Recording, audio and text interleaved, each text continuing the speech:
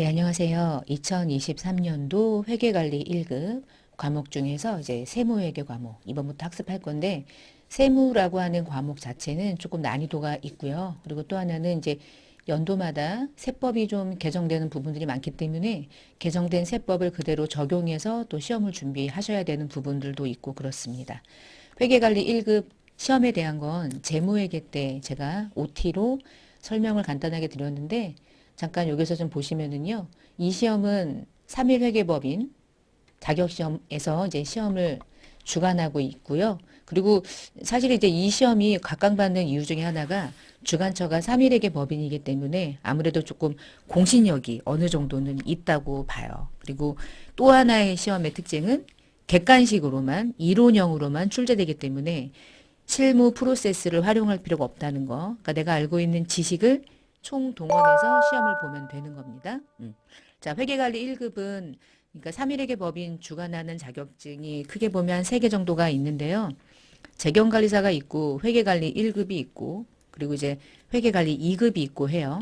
근데 회계관리 2급은 좀 초급 수준이고요. 회계관리 1급은 어느 정도는 중고급 수준이죠. 과목이 두 과목이 출제가 되기 때문이에요. 재경관리사는 조금 어렵죠. 원가관리회계가 은근히 좀 어렵게 시험에 출제되기 때문에 그런 부분들도 이제 무시를 못하고요. 자, 시험은 이제 여러분이 정보들은 확인해 보시고 재무회계랑 세무회계 두 과목이 시험에 출제가 되는데 문제는 재무회계와 세무회계 문제가 각각 40문항씩이 출제가 되는데 사지선다하니까 그래도 좀 찍을 수 있잖아요. 근데 중요한 거는 과목별로 과락 점수 70점 이상이어야 평균 70점을 맞췄을 때 드디어 이제 합격이 되니까 재무는 100점을 맞고 만약에 세무를 만약에 40점을 맞았다. 그러면은 평균으로 했을 때는 70이지만 불합격.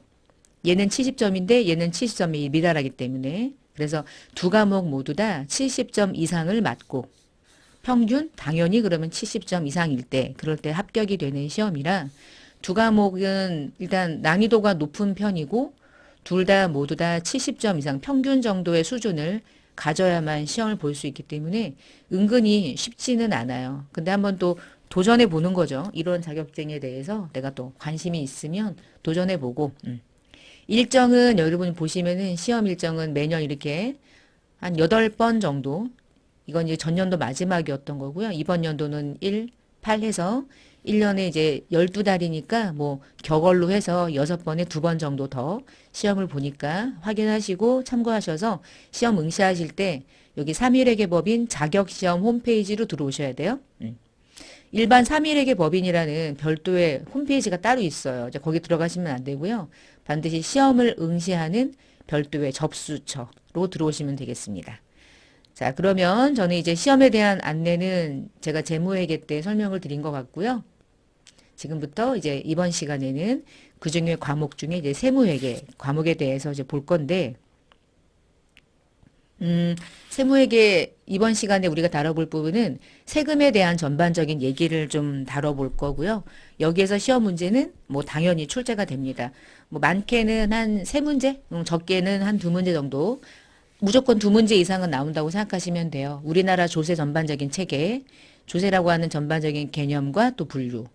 납세 의무라고 세금을 신고하고 납세하기 위해서는 누가 그 의무를 가지고 있고 그게 어떤 식으로 확정이 됐는지 세금이라고 하는 게 결국은 국가 입장에서 보면 국민들을 대상으로 채무를 인식하는 거고 우리는 국가에게 납부해야 할 우리가 채무자고요. 국가는 우리로부터 세금을 걷어들여야만 하는 채권자가 되는 거니까 그런 확정되는 시점이 언제냐를 가지고 만약에 제가 그때까지 세금을 안 냈어요. 그러면 국세를 부과하는 원칙이 있겠죠? 그 원칙에 의해서 확정이 됐는데 그 시기를 놓쳐서 납부하지 않았거나 신고하지 않았다면 나중에 결국 가산세도 부과될 테니까 이게 전반적인 내용입니다. 원래는 양이 매우 매우 많은데요. 이게 회계관리 1급을 시험 볼 때는요. 이 모든 게 하나부터 열까지 빼곡한 모든 내용이 다 출제되지 않아요. 그러니까 사실은 공부해야 될 게 만약에 100이다.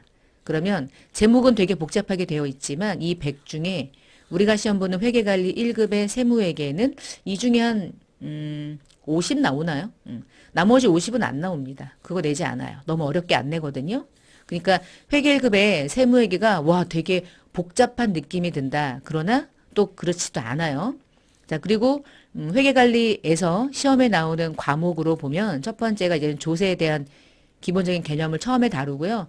두 번째 세금으로 이제 법인세를 공부하실 거고, 두 번째 소득세를 공부하실 거고요. 마지막에 부가가치세를 공부하게 돼요. 그러니까 순차적으로 공부를 할 거고요. 법인세가 제일 좀 어렵습니다. 어렵기는 상대적으로 부가가치세가 상대적으로 또 쉽게 느껴지기도 해요. 그러니까 이번에는 모든 법인세, 소득세 다 묶어가지고 조세라고 부르는데 그 조세에 대한 전반적인 이해를 하는 시간이다. 이렇게 보시고요. 자, 가볼까요? 자, 우리나라는 조세라고 하는 게 세금을 걷어들이려면 걷어들여서 뭐예요? 국가의 재정을 조달하겠죠? 그런 세금들을 우리나라에서 걷는 모든 세금을 조세라고 부릅니다. 그리고 조세는 크게 둘로 나뉘어요. 국가가 과세하냐? 그러면 국세. 지자체가 과세하냐? 어디 구청에서 세금을 내래. 그러면 그 세금은 지방세로 분류하는 거예요. 그러니까 국세랑 지방세를 분류하는 기준은 누가 그 세금에 대한 징수 권한이 있느냐.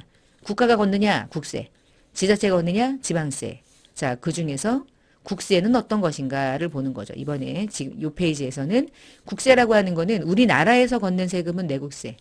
외국에서 물건을 수입할 때 내는 세금 있죠? 관세. 근데 우리가 아마 여러분이 혹시 월급을 받아봤다면 급여를 받을 때 급여가 뭐냐 300이다. 막 빠지잖아. 4대 보험 빠지고. 그때 근로자가 세금을 부담하는 근로소득세를 근로자 빼고 그냥 소득세라고 많이 그냥 짧게 부르는데 이때 소득세가 만약에 3,750원이 소득세로 원천 징수가 돼서 내 급여에 차감되고 들어오면 같이 차감되는 세금 있죠. 지방소득세.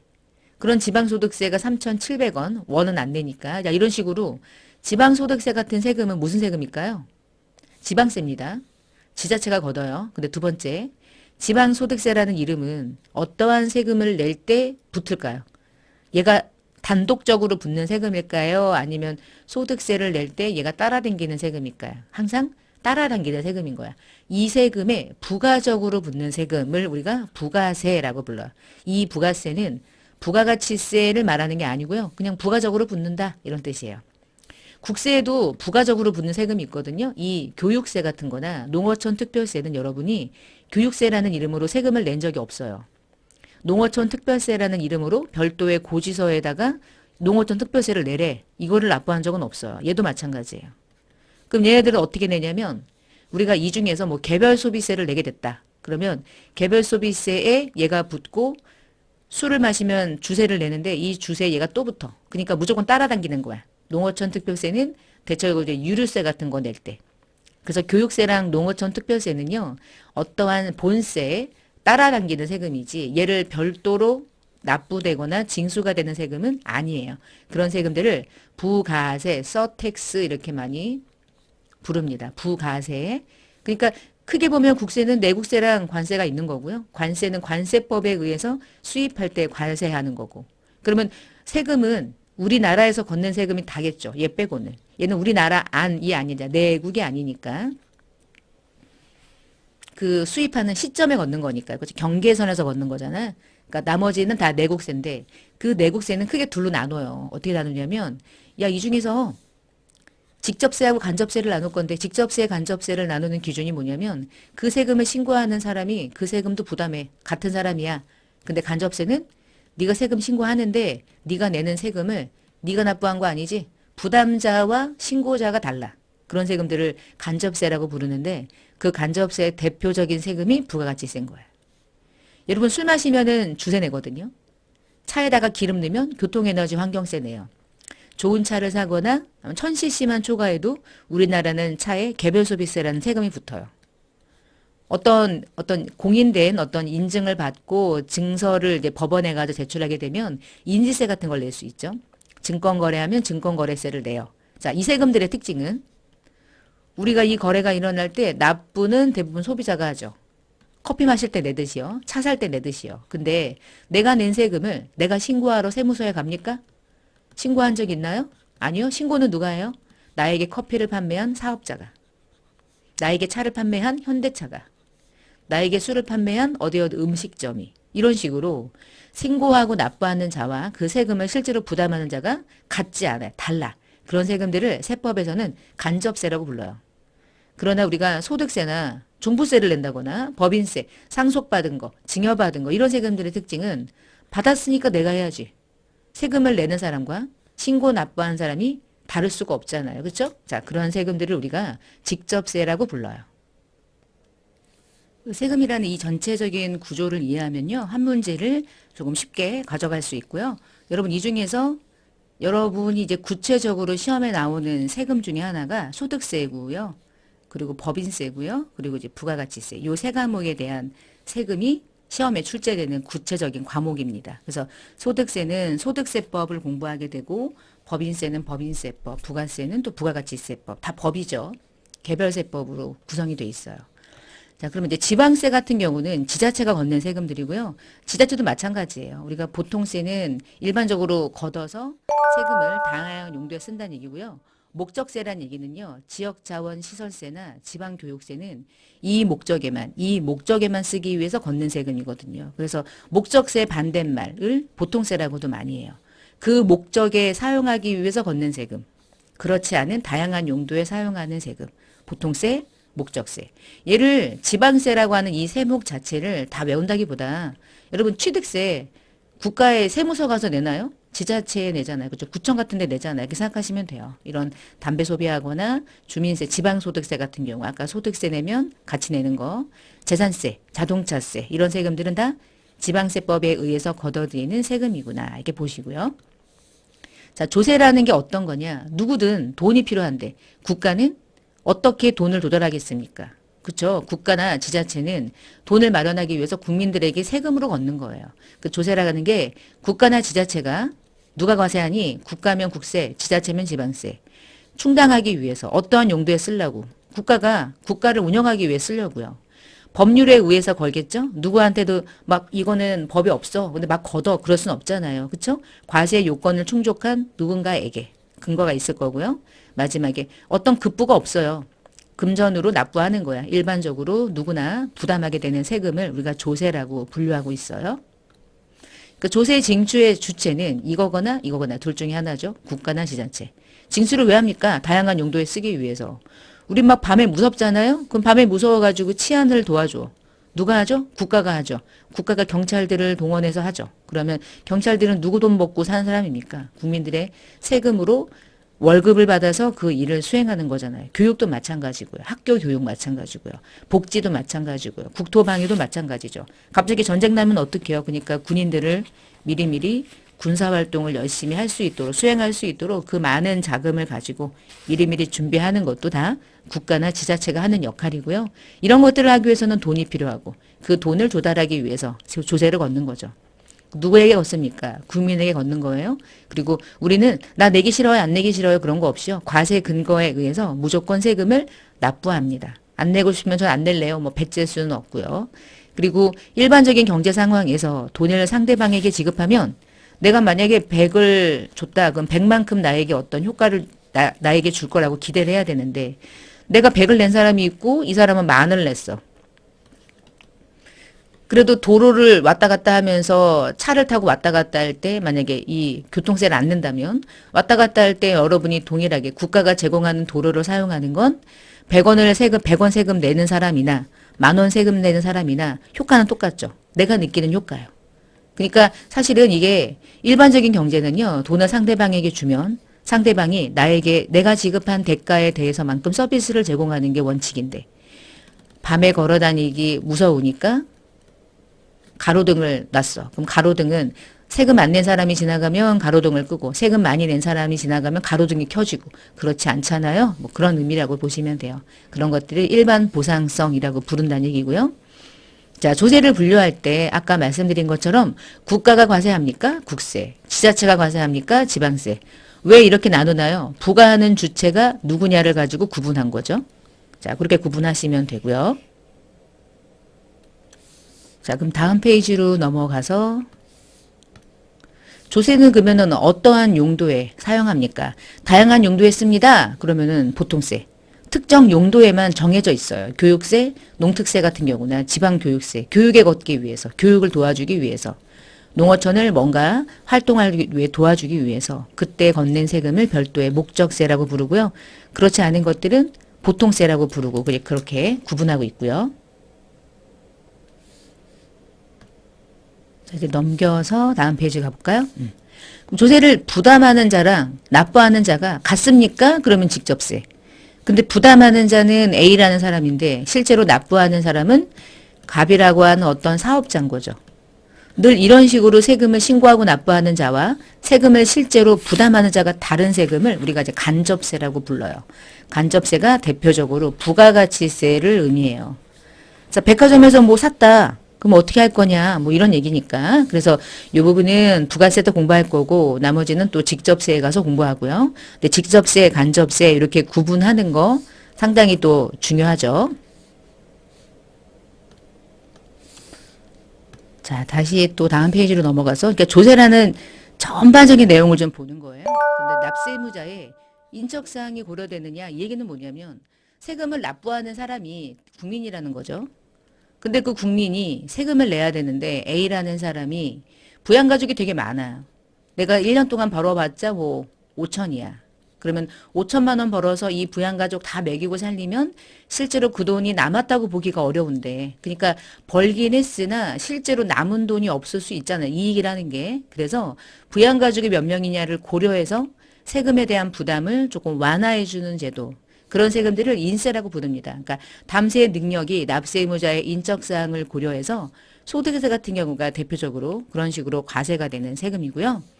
부가가치세는요. 생각해보면 커피 한 잔 마실 때 나 혼자 살아요. 많이 내세요. 10명이 살아요. 어휴 그럼 세금 내지 마세요. 이런 거 없죠. 부가세는 항상 물건의 10%를 부담해요. 그걸 물세라고 부르는 거예요. 인적사항을 전혀 고려하지 않는 세금. 그런 세금들을 세법에서는 물세라고 부르고 있습니다. 자, 그 다음에 독립적인 세원이 있느냐 보니까 법인세, 소득세, 부가가치세는 그냥 그 자체로 세금을 부과하는 거야. 독립세. 근데 부가적인 세금은 부가가치세를 말하는 게 아니라 그랬죠. 이걸 부가적으로 묻는 거야. 그러니까 어떤 세금에 따라당기는 세금의 특징이고요. 독립세에 부가적으로 따라다니는 거. 가장 대표적으로 지방교육세, 농특세도 있고요. 지방소득세도 있고 그래요. 이제 그런 세금들은 이 본세, 독립세에 자동으로 따라당기는 세금, 부가적으로 붙는 세금, 자석처럼 그런 세금들을 부가세라고 하고 부르고요.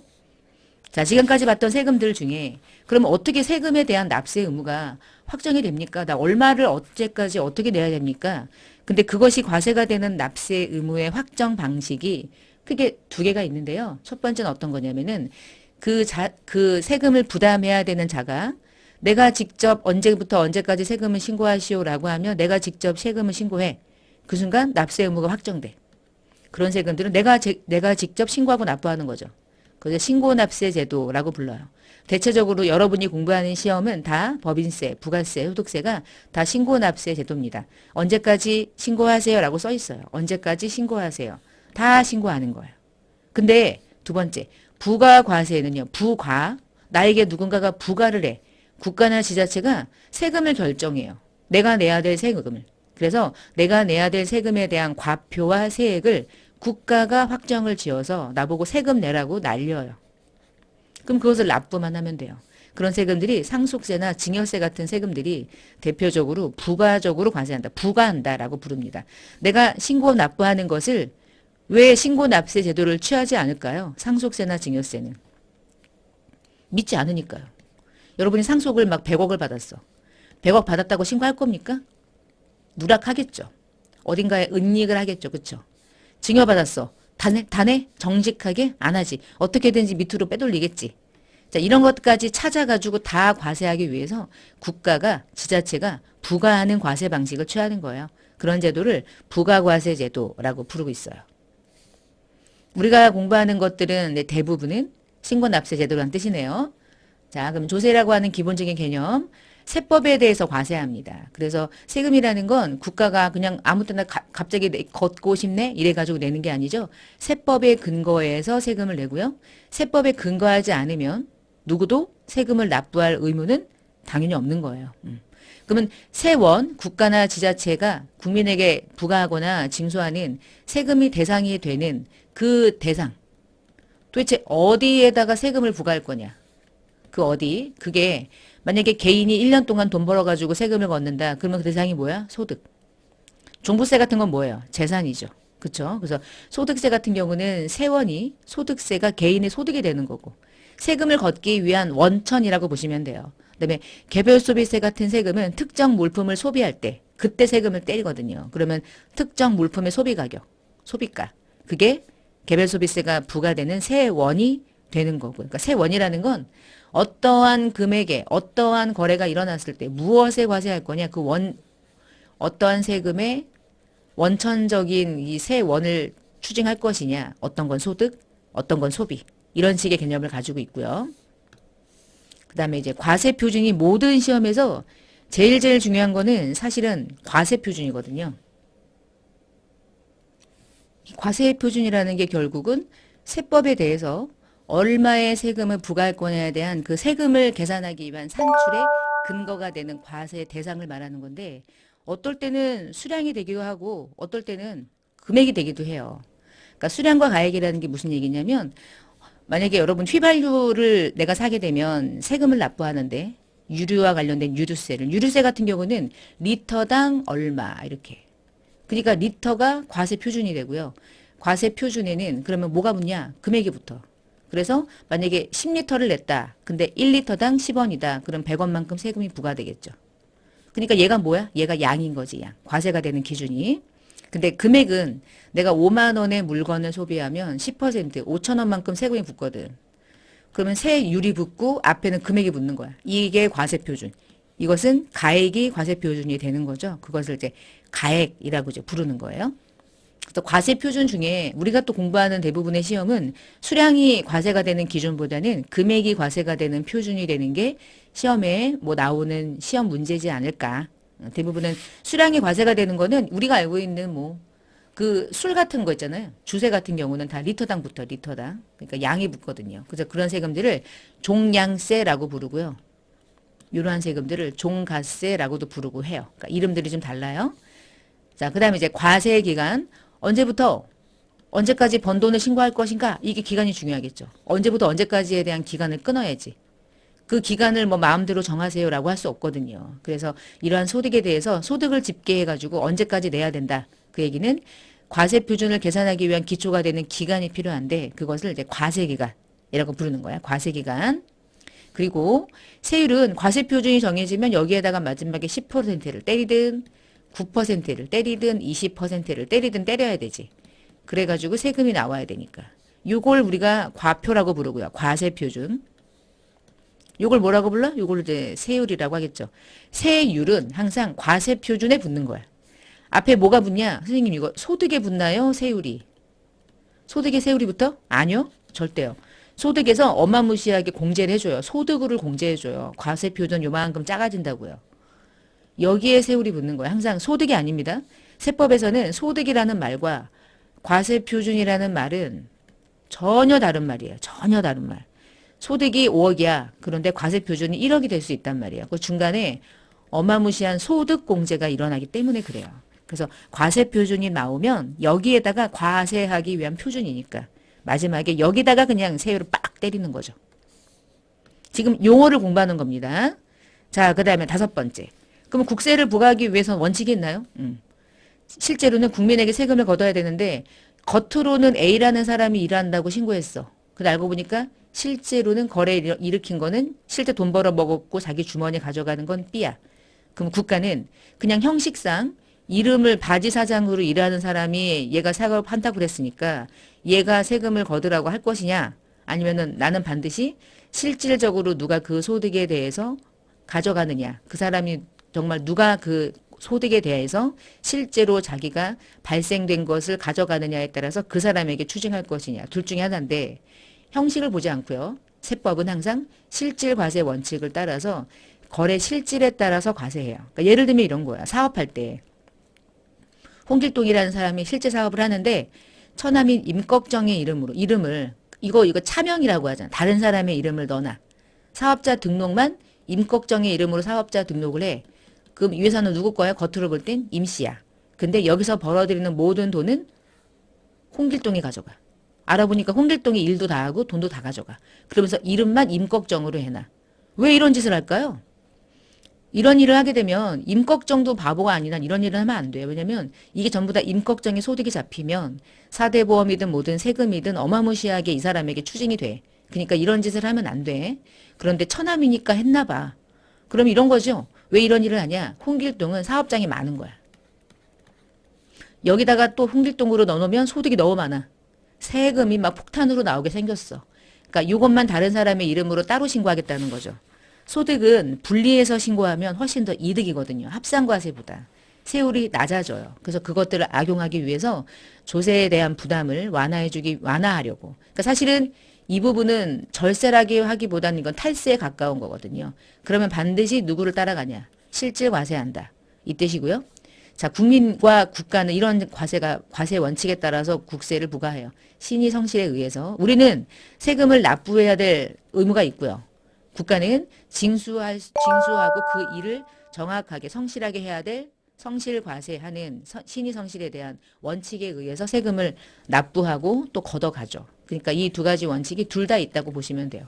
신의 성실의 원칙, 네, 근거과세 원칙. 주식회사 같은 경우는 법인이 장부에다가 막 장부를 만들어 이렇게. 근데 세법에 따라서 만들었는데 알고 보니까 진짜가 아니야. 그럴 수 있잖아.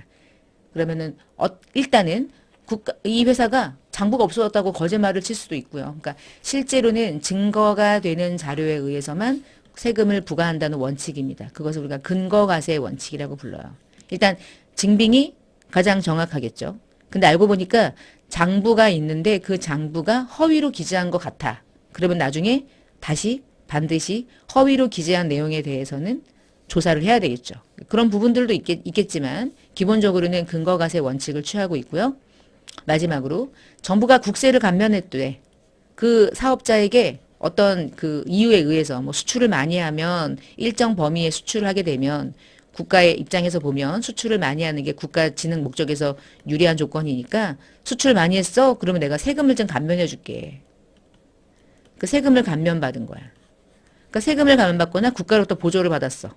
근데 그 보조를 받으면 그것에 대해서 그것을 내가 그 감면에 대한 취지를 정확하게 이해하고 그 감면받은 분에 대해서 내가 해야 될 역할이 있단 말이에요. 그 역할들을 꾸준히 충실하게 이행해야 되는데 그걸 이행했는지 안 했는지를 누가 확인하죠?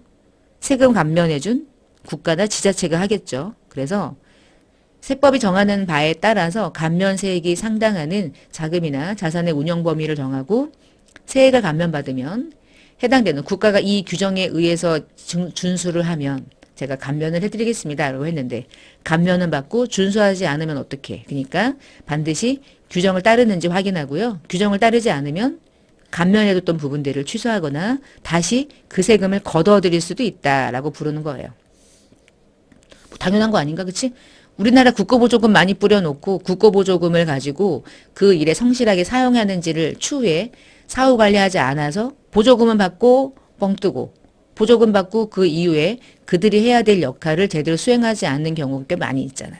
그런 부분들을 이제 고려한다는 거죠. 자, 시험에는 국세 부과의 원칙 중에 아닌 것을 고르시오. 1번 실질과세, 2번 신의성실, 3번 근거과세, 4번 조세감면의 사후관리. 4개 중에 하나를 싹 바꿔가지고 내겠죠. 그 중에 하나가 실질과세 원칙을 슉 집어넣고 뭐로 할까? 그치. 형식을 중심으로 과세한다라는 이름으로 바꿀 수도 있잖아. 아니면 신의성실은 국민은 세금을 납부할 의무가 있지만 국가는 마음대로 걷는다. 그건 아니잖아요. 그렇죠? 국가도 마찬가지다. 신의성실은 둘 다 존재한다라고 말해야 되니까. 자, 그 다음에 6번에요. 가산세는 여러분이 외우실 필요는 없는 것 같더라고요. 가산세를 구체적으로 물어보진 않아요. 근데 가산세가 신고하지 않으면 가산세가 부과돼. 무신고 가산세. 아니면 신고했는데 적게 신고했어. 아니면 환급을 100을 받아야 되는데 150 받은 거야. 그럼 50을 더 받았다는 얘기는 50을 납부해야 되니까 적게 신고한 거랑 다를 바가 없거든요. 그 다음에 신고하지 않으면 뭐도 안 했다는 얘기냐? 납부도 안 했다는 얘기예요. 그리고 원천징수를 해야 되는데 납부를 하지 않은 경우도 납부지연 가산세가 부과되는데, 자, 요 네 가지의 세금은 어디에 세법에 규정이 되어 있냐면 국세기본법에 규정이 되어 있는 가산세입니다. 그러니까 이러한 세금들이 국세기본법상의 가산세로 구분이 되어 있고요. 여기까지 회계 1급 시험 보기 때문에 납세 기준에 따른 가산세율이 되게 많은데 이걸 외우실 필요는 없어요. 외우실 필요는 없고 그냥 부정한 행위를 통해서 뭔가 신고하지 않았고 그게 발견됐다. 아, 많이 붙는구나. 40% 붙는구나. 국가 외, 그러니까 역외 거래라고 하는데 해외에서 부정행위로 걸려서 우리나라가 과세한다. 그러면 그때는 60% 막 이렇게 과세율이 올라가기도 해요. 가산세율이.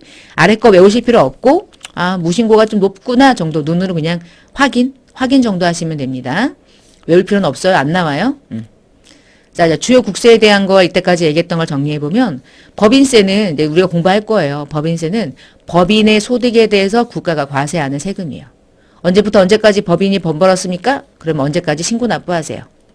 신고 납세 제도를 가지고 있고요. 소득세는 얘도 소득이고 얘도 소득이에요. 근데 둘 다 소득에 대해서 걷는 건데 이 법인세는 그 소득의 주체가 법인이고요. 소득세의 주체는 개인인 거예요. 개인이 돈 벌거나 법인이 돈을 버는 건 다른 방식으로 과세하거든요. 그래서 개인이 돈을 벌었고 그 벌어들인 돈에 대해서 세금을 부과하는 경우는 소득세. 앞에 개인자 빠진 거고요. 법인은 법인 소득세 중에 법인세라고 묶는 거예요. 그러니까 누가 주체냐? 넌 개인. 나는 법인. 근데 세 번째. 부가가치세는 소득하고 아무 상관이 없어요. 부가가치세는 소득하고는 아무 상관이 없고 뭐랑 관계 있냐면 소비할 때 과세하는 거예요. 그래서 그 소비세라고 불러요. 우리가 핸드폰을 사든 커피를 마시든 빵 하나를 사 먹든 무엇인가를 소비할 때 붙는 세금이잖아. 제가 돈을 벌 때 내나? 돈 벌 때는 이런 거 내는 거야. 돈 벌 때는 소득세에 대한 걸 내는 거고요. 물건을 소비할 때는 부가가치세를 납부하게 돼요. 그래서 최종 소비자가 부담하는 세금이죠. 이런 세금들을 간접세라고 부르는 거고요. 이런 세금들을 직접세라고 불렀던 거죠. 두 개는 직접세, 얘는 간접세. 아예 달라요. 과세가 되는 방식이. 자, 그 다음에 이제 이게 마지막인 것 같은데요. 지방세를 다 공부하실 필요가 없어요. 취득세. 내가 취득할 때 부담하는 세금인데 내가 오늘 핸드폰 샀어. 취득이죠. 취득세 내나요? 안 내죠. 누구만 냅니까? 대체적으로 부동산 같은 거 또는 자동차, 토지, 건축물 또는 자동차 이런 거 살 때 붙는 거예요. 모든 취득에 다 세금이 붙지는 않죠. 비행기, 선박 이런 동산에 대해서 붙지. 책상을 샀다. 컴퓨터를 샀다. 샀으니까 취득세를 내냐? 그렇진 않다는 거죠. 지자체에 내는 거고요. 그다음에 지방소득세 같은 경우는 우리나라의 국민들이 세금을 내면 그 소득에 대해서 세금을 거둘 때 따라당기는 세금 중에 하나가 지방소득세 같은 거거든요. 그래서 소득세법이나 법인세법에 의해서 소득에 대해서 과세가 되면 그 소득에 대해서 한 번 더 과세가 되는 지방세를 묶어서 지방소득세라고 불러요. 그러니까 지방자치단체가 걷어들이는 세금, 소득에 대한 세금. 그런 세금들을 지방소비세, 아니 지방소득세. 자꾸 제가 지방소비세를 자꾸 얘기하는데 이 지방소비세는 언제 걷냐면 여러분이 내지 않고요. 부가가치세를 갑이라는 사업자가 세금으로 이렇게 내잖아. 만약에 100만 원을 내잖아. 그럼 국가가 받아요. 부가세는 국세니까요. 국가가 받아서 이 중에 일부를 지자체에 나눠줘요. 그때 나눠줄 때 이름이 지방소비세거든요. 그러니까 지방소비세도 부가가치세를 지자체가 일부를 환원해서 받아가는 세금인 거야. 그러니까 평생 지방소비세라는 이름으로 우리가 지방소비세라는 이름으로 세금을 낼 일은 평생 없어요. 국가가 알아서 쪼개주는 세금의 이름인 거냐. 세목이라고 보시면 돼요. 그래서 제가 지방소득세를 얘기할 때 자꾸 얘를 얘기한 게 이름이 앞에 처음에 지방이 붙어서 약간 그런 게 있긴 했는데 자 그러면 이제 지금까지 우리가 이제 공부한 내용들이 어떤 형식으로 시험에 나오는지 예를 들면 이렇게 나오는 거야.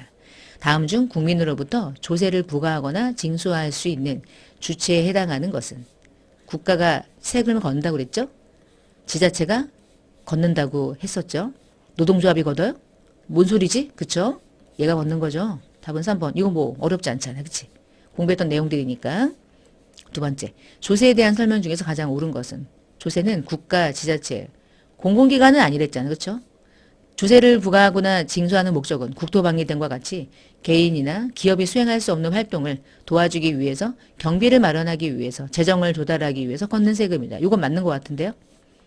조세를 납부하는 국민은 이로부터 직접적인 대응의 혜택을 받습니까? 똑같은 세금을 내고 다른 세금을 내면 다른 혜택을 받지 않는다고 그랬죠? 다 같다고 그랬죠? 직접적으로 대응된 혜택 받을 수 없다고 그랬죠? 조세를 부과하거나 징수하는 주체 중에서 국가는 특별히 법의 규정에 근거하지 않고도 X, 법의 근거를 했을 때만 과세할 수 있다. 그것이 근거과세의 원칙이었죠. 답은 2번. 그 다음 문제. 조세를 분류하는 기준, 그 내용으로 올바르지 않은 것은 조세 사용 용도가 정해져 있니? 사용 용도가 정해져 있어? 목적이 있어? 목적이 없어. 맞네. 조세를 부담하는 자라 납부하는 자가 같으면 직접세, 다르면 간접세. 맞고요. 부과하는 주체가 국가니 지자체니. 맞죠. 인적사항이 고려되냐 고려되지 않느냐에 따라서 인세 또는 물세 이렇게 구분하는데 독립세랑 부가세하고는 전혀 관계가 없죠. 답은 옳지 않은 것으로 4번이 되겠습니다. 자, 다음 중에서 신고납세 제도를 채택하고 있는 소득. 아까 우리가 신고 납부하는 세금들을 얘기했었죠. 법인세 신고 납부한다고 했죠? 예. 예. 근데 상속받았거나 증여받았을 때는 내가 내는 세금을 국가가 믿을 수 없다. 국가가 세금을 때리기까지는 나는 예정신고만 할 뿐이죠. 그냥 신용을 하는 거지 내가 낸 세금으로 납세 의무가 확정되지 않아요. 반드시 다시 한번 정산을 거치게 되거든요. 이 중에 신고납부 제도는 그러면 기역, 니은, 디귿. 답은 2번으로 마킹이 되네요. 보니까. 맞죠? 자, 이제 이렇게 문제를 풀면서 우리가 앞에서 얘기했던 것들이 약간 뜬구름 잡는 공부들이거든요. 이게 뭐 어디 들어가서 뭐 프로그램을 활용하거나 이런 것도 아니고요. 그냥 우리가 세법을 공부하는 거라서 대체적으로 요 정도의 수준이라는 걸 여러분이 감안하시면서 또 공부를 하시면 좋을 것 같아서 매 강의마다 마지막에 이제 기출문제 중심으로 문제를 이렇게 풀어볼 겁니다. 자, 그 다음 문제 또 볼까요? 조세에 대한 설명 중에서 가장 올바르지 않은 것. 간접세는 뭐라고 그랬죠? 부담하는 자랑 납부하는 자가 동일하다고요? 동일하지 않다고요? 그쵸? 동일하지 않은 거죠. 조세는 이렇게 가지고 이렇게 걷는 겁니다. 맞죠? 내 의사랑 관계 있나? 아니요. 근거과세 원칙에 의해서 내가 세금을 납부해야 될 의무가 있다면 반드시 그 세금은 납부해야 된다. 그게 대표적인 조세 가중의 특징이었죠. 국가는 법의 규정에 근거하지 않고 필요에 따라서 막 걷습니까? 아니죠. 근거과세 원칙을 위배하는 거니까 절대 그렇게 과세해서는 안 되는 것이고요. 그렇죠? 그 다음에 조세는 부가 주체에 따라서 국세나 지방세로 구분할 수 있다. 지금 여러분 보시면은 맞죠? 이런 경우에 얘는 없다. 맞고요. 답은 이 중에 올바르지 않은 것으로 보면 1번이 올바르지 않은 것. 자, 그 다음의 자료를 이용해서 산출세액을 구하시오. 공부한 적 없는데 어떻게 구할 수 있냐면 산출세액은 뭐가 나오면 여기에 세율이 붙는다 그랬잖아. 그게 산출세액이거든요. 얘가 뭐죠? 과표. 과표가 5천이래. 두 번째, 세율이 10%래. 그럼 500이지 뭐. 어려운 거 아니잖아. 그러니까 이 문제를 낸 사람의 의도는 하나밖에 없어. 이 구조를 이해하고 있느냐. 그게 핵심이지 다른 핵심은 없는 거야. 이 구조를 알아? 과세표준 다음에 세율이 붙어가지고 세금이 산출되는 거야. 이 과정을 알고 있는지를 물어보는 거고요. 자, 이제 마지막. 국세부과의 원칙에 대한 설명으로 가장 옳은 것은 국가는 해당 단체의 필요에 따라서 수시로 국민에게 조세를 부과할 수 없다고 그랬죠? 조세는 원칙적으로 과세관청의 합리적인 추정에 따라서 아니죠. 법에 의한 근거과세 원칙에 따라서 형식적인 귀속자를 아니죠. 실질과세 원칙. 국가는 국민에게 세금을 부과할 때 성실한 자세로 직무에 임한다. 국가도 마찬가지, 국민도 마찬가지. 답은 옳은 것은 어쨌거나 4번 하나. 자, 그 다음에 국세청 인터넷 상담 사례 내용이래요. 김삼일이라는 사람이 실제 사업을 하면서 처남의 이름으로 하고 있습니다. 그러면 끝난 거 아닌가? 그쵸? 지금 누구를 질문하고 있는 거죠? 딱 보니까 실질과세 원칙이죠. 알고 보니까 실제 사업을 하면서 처남의 이름으로 사업자 등록을 했어요 라고 말하면 국세 부과 원칙 4가지 중에 어느 내용에 밀접한 질의를 하고 있는 건가? 그쵸? 실질 과세냐, 형식적인 과세냐, 실질 과세가 원칙인데 지금 형식적으로만 소득을 신고하는 거예요. 이런 얘기 하는 거니까요. 답은 1번으로 마킹하시면 되겠네요.